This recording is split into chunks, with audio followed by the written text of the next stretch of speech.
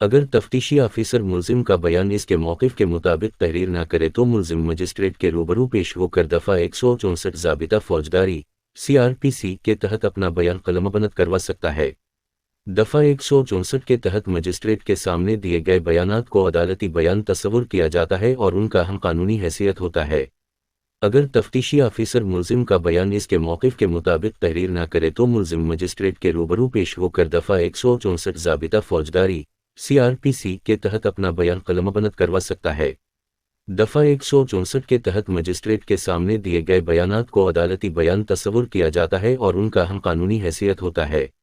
اگر تفتیشی آفیسر ملزم کا بیان اس کے موقف کے مطابق تحریر نہ کرے تو ملزم مجسٹریٹ کے روبرو پیش ہو کر دفعہ 164 ضابطہ فوجداری CRPC کے تحت اپنا بیان قلمبند کروا سکتا ہے۔